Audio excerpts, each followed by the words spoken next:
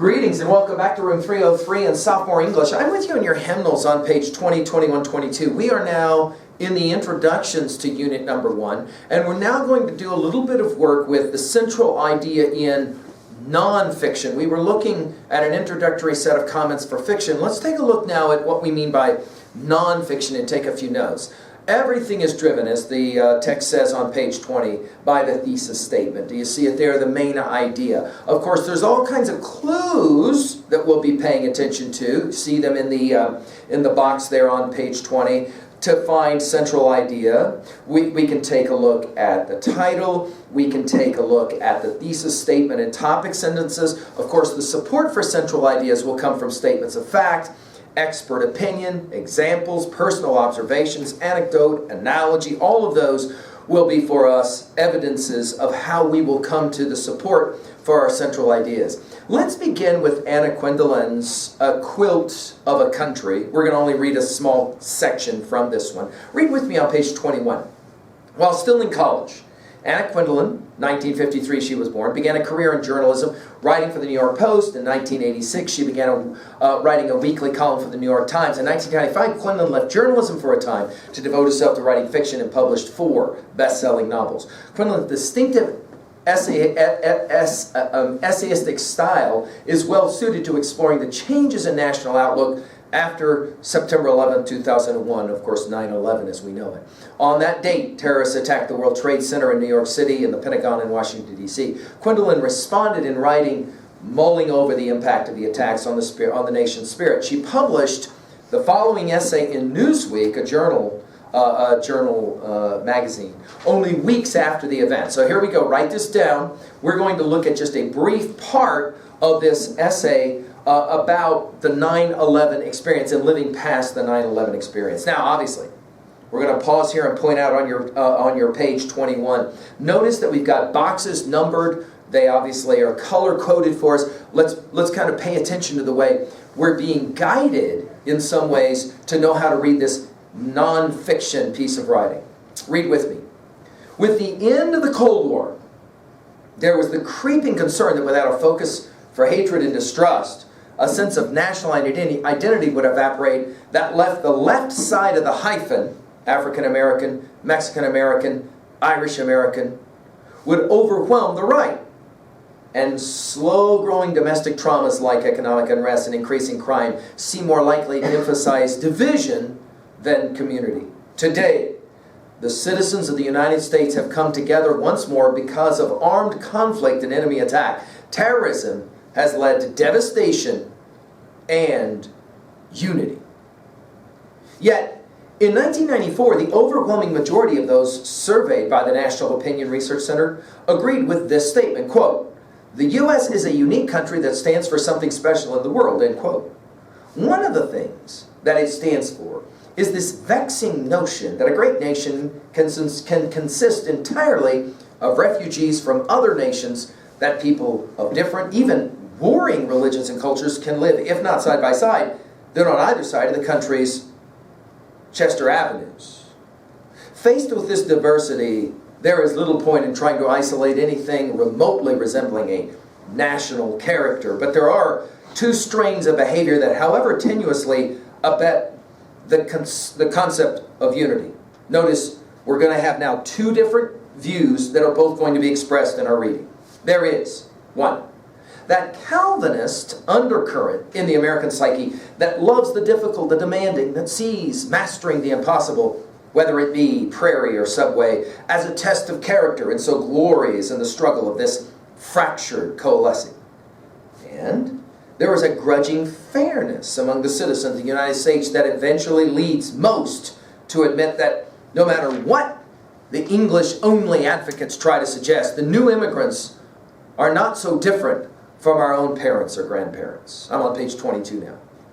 Leonel Castillo, former director of the Immigration and Naturalization Service and himself the grandson of Mexican immigrants, once told the writer Studs Terkel proudly, quote, "The old neighborhood ma and pa stores are still around. They're not Italian or Jewish or Eastern European anymore. Ma and pa are now Korean, Vietnamese, Iraqi, Jordanian, Latin American. They live in the store. They work 7 days a week. Their kids are doing well in school. They're making it. Sound familiar?" End quote. Tolerance is the word used most often when this kind of coexistence succeeds. But tolerance is a vanilla pudding word, standing for little more than the allowance of letting others live unremarked and unmolested. Pride seems excessive, given the American willingness to endlessly complain about them being whoever is new, different, unknown, or currently under suspicion. But patriotism is partly taking pride in this unlikely ability to throw all of us together in a country that across its length and breadth is as different as a dozen countries and still be able to call it by one name. When photographs of the faces of all those who died in the World Trade Center destruction are assembled in one place, it will be possible to trace in the skin color, the shape of the eyes and the noses, the texture of the hair, a map of the world. These are the representatives of a mongrel nation that somehow at times like this has one spirit.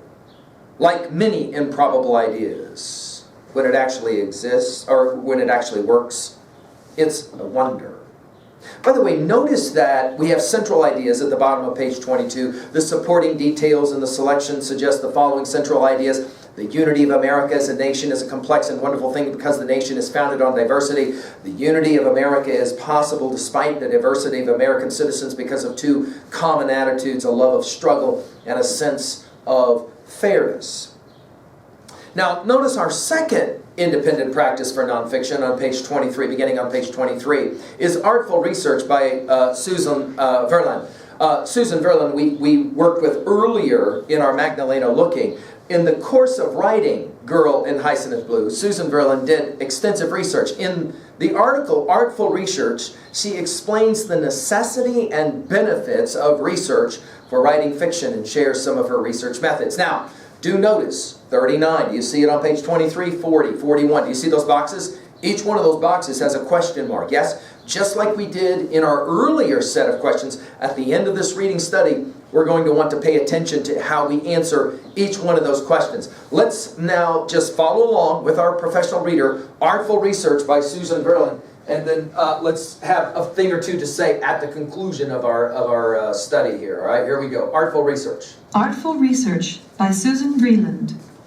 Is it possible for an ordinary person to climb over the area railings of number 7 Eccles Street, either from the path or the steps, lower himself down from the lowest part of the railings till his feet are within 2 feet or 3 of the ground and drop unhurt? I saw it done myself, but by a man of rather athletic build.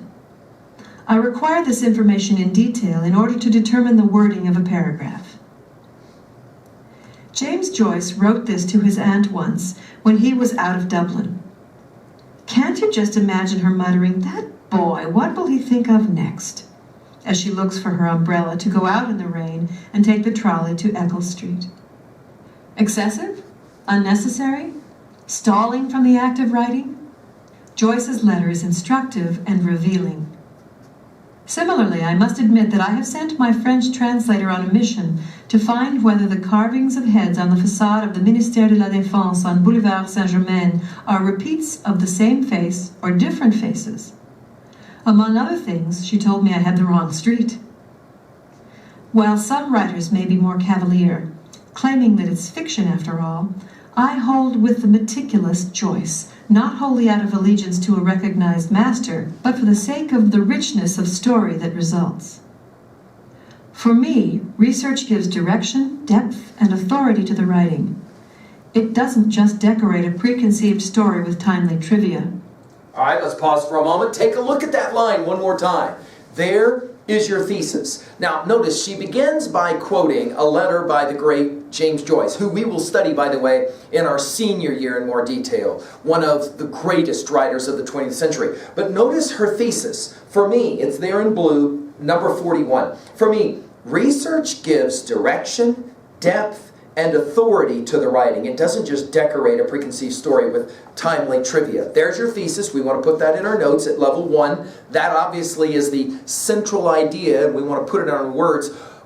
Let's bring this idea now to a point as we begin our sophomore year of study. In our freshman year, we played around with research maybe a bit. But in our sophomore year, we will begin to recognize the serious value of research as it helps us in our writing. Why does research matter? Take a look at what Vreeland has to say. Research gives direction, depth, authority to the writing. I would write that down. Research gives direction, depth, and authority to the writing. Now she's going to go through, obviously, these ideas and explicate in some way. Notice, she doesn't just see research as something for decoration, right? To decorate somehow a preconceived story with timely trivia. There's something far more important about research. So here we go, Artful Research. Let's hear what she has to say, and maybe this will change our own view of our own writing. Early research tends to be scattered while one searches for the story, but later, usually during or after a first draft, when one discovers in the work some needed information, it becomes pinpoint precise. At either time, an array of interesting material, some of it crucial, some merely usable, will emerge, and sometimes leap off the page. The results can be exciting. A single unexpected line can prompt a whole story, as for example the line in Jacob Presser's grim history, Ashes in the Wind, the destruction of Dutch Jewry, indicating that in 1941, Jews were not allowed to keep pigeons, provided the genesis of my story, A Night Different from All Other Nights. 24, page 24. That story is one of 8 linked narratives comprising my composite novel, Girl in Hyacinth Blue, which traces an alleged Vermeer painting in reverse chronology through the centuries, showing how defining moments in people's lives are lived under its influence. Besides the present, 6 time periods and 7 locales in the Netherlands are evoked. 1942 in Amsterdam, 1896 in Vreeland, yes, a real village located between Amsterdam and Utrecht, 1798 in The Hague during French rule, 1717 in Oling, Delfzijl, Westerbork, and Groningen, a university town since 1614, I happen to learn, prompting my focal character to be a student. 1665 in Delft, and back to 1685 Amsterdam. Naive in understanding what such a project entailed, I found that by the end, I had consulted 76 books. I'd been to the Netherlands only once, 25 years ago, for 3 days, and I had never seen a Vermeer painting face to face. Blithely, I went ahead. I read books on Vermeer, Dutch art, Dutch social and cultural history, the changing geography of the Netherlands as more land was reclaimed from the sea, the Holocaust as experienced in the Netherlands, Erasmus's adages, the history of costume, Passover and the practice of Jewish customs, Amsterdam's diamond trade, Dutch superstitions and treatment of witches, the French occupation, the engineering of windmills and dikes. 20 printout pages from the internet on the engineering of windmills, they vary regionally, on Archimedean screws, wallowers, gears, and drive shafts yielded one paragraph establishing the authority of the windmill engineer, but more importantly, suggested a metaphor appropriate for him. I had fancied love a casual adjunct, and not the central turning shaft making all parts move. I had not stood astonished at the power of its turning. I would not have arrived at his critical self-assessment and the epiphany of the story without meandering through gears and drive shafts. Here are 10 research sources and approaches, beginning with the most obvious and ending with the ultimate, travel, all of which I used for either Girl in Hyacinth Blue or my subsequent novel, The Passion of Artemisia, which takes place in 17th century Italy. 1. Works on history, politics, social conditions. A couple of titles might serve to show how I approached possible narratives from different angles. Of Dutch Ways, Daily Life in Rembrandt's Holland. Some I used as browser books, others for specific information. Their bibliographies proved to be good sources for characters' names. We're on page 25. 2. Biography, autobiography, personal narrative, and oral history. The mere memory of Anne Frank's Diary of a Young Girl suggested that I create a young character, the antithesis of Anne in terms of self-expression, yet suffering similar revelations. 3. Geography books. These can give weather, topography, crops, industry, indigenous plants, birds, and other animals. 4. Maps. Besides those available in travel bookstores, universities often have historical map collections. This was essential for Girl because I had to know if certain villages and canals existed at the time of each of the stories. 5. Travel books. Those of the descriptive sort, the older the better, provide visual and cultural detail. 6. Novels. Novels written at the time, written about the time, or set in the same place can be helpful in revealing attitudes, concerns, expressions, syntax, and diction. 7. Paintings. Paintings done in the same time and place as one's fiction are excellent sources of costume, hairstyles, jewelry, household furnishings, landscape, available foods, flowers typical of the region, even the quality of light in a region, Vermeer's trademark. 8. Children's and juvenile fiction and nonfiction. Works for younger readers are sufficient in some cases and have the advantages of providing evocative illustrations and simplifying complicated political histories. Page 26. 9. Interviews and phone calls. Don't neglect the importance of interviews and phone calls. People are intrigued by novelists and are usually delighted to be consulted. For Girl in Hyacinth Blue, I consulted a pigeon breeder to learn why the owning of pigeons was prohibited to Jews under the German occupation, and how homing pigeons worked. 10. Going there. While travel is not always practical, I wrote Girl in Hyacinth Blue entirely while undergoing cancer treatment and could not travel, it will yield unexpected insights.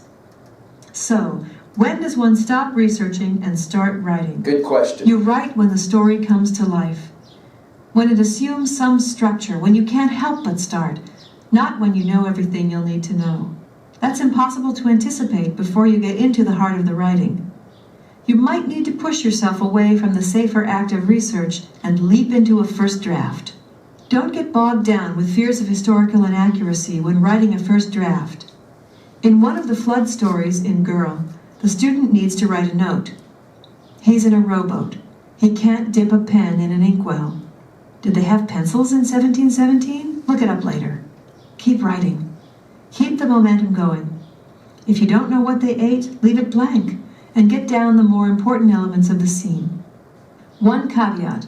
Even if you put into your manuscript some fact delectable to you, recalling your delight in discovering it, if the story does not justify it, take it out. Type it up, pin it on your wall, use it elsewhere, but don't include it. The book is about characters, not about research. The idea here, and let's put this in our notes, is writing involves research, thinking through what it is you're going to say, what it is that you need to know. I love this list of these 10 suggestions. The one I'm going to focus on, though, with you, actually, is, believe it or not, number 7. Look at it with me on page 25. She looked at paintings. I'm going to recommend, and I want you to try this in your sophomore year and see how well it works for you. But I'm going to recommend that before we do any of the readings and studies of texts in this class, always Google image whatever it is that we're going to study.